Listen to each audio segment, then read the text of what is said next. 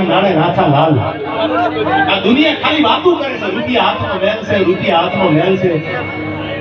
હું તો બધાને કહું છું જેટલા એમ કહે છે ને રૂપિયા હાથનો મેલ છે એને માતાજીના હમદન કહેજો તમે ભણના દીકરા લોન નો કરાવો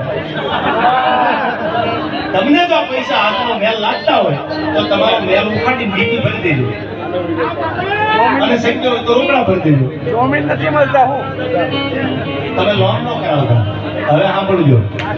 હું એક ઠેકાણે જમવા બેઠો તો જમતા હતા ને એક જણે પેલાની વાત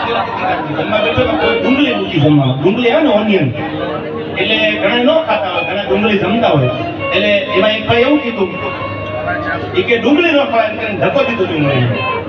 ત્યારે મેં કીધું કે તમે વાત જે કરતા હોય તમારી પર્સનલ મેટર છે પણ એટલું યાદ રાખજો આ ઓનિયન ઇંગ્લિશમાં ઓનિયન આપણે ગુજરાતીમાં એને ડુંગળી કહી તમે સાંભળજો ગરીબનો ખોરાક ડુંગળી છે યાર જેના ઘરમાં કાંઈ ન હોય ને એ ડુંગળી રોટલો ખાઈ દી કાઢી નાખે કે આપણો સમય ખરાબ છે આપણી આગળ પૈસા નથી આપણી આગળ કાંઈ છે નહીં ગરીબાઈની રેખામાં ગરીબાઈમાં જીવાવે ઝૂંપડામાં જીવાવે એને પૂછો ને ગરીબાઈ શું કહેવાય તો ખબર પડે રૂપિયાવાળાનો છોકરો તમને ગરીબાઈ વિશે ન સમજાવી શકે પૈસાવાળાનો છોકરો તમને ગરીબાઈ વિશે અડધી કલાક બોલવાનું તો ન બોલી શકે એ તો મારા જેવાને પૂછો તો ખબર પડે ગરીબાઈની વ્યાખ્યા કેવી હોય ઝીરોમાંથી હીરો બન્યા હોય એને તમને પૂછો ગરીબાઈ શું કહેવાય તો ખબર પડે તમને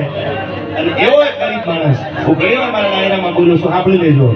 સાહેબ પોતાની બેન નાની છે ભાઈ મોટો છે પોતાની બેન અને ભાઈ બેન મોટી હતી માફ કરજો ભાઈ નાનો છે 1-2 વર્ષ બેન મોટી છે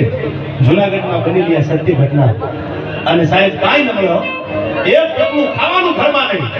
જુનાગઢની તળેટીમાં જઈ મોટા મોટા ઝાડવા કાપી એ લાકડા ભેળા કરીને જુનાગઢમાં આવી લાકડા વેચે તો ગ્રાહક આવે ખરીદો અમારું બદન વેચવું છે ખરીદો અમારું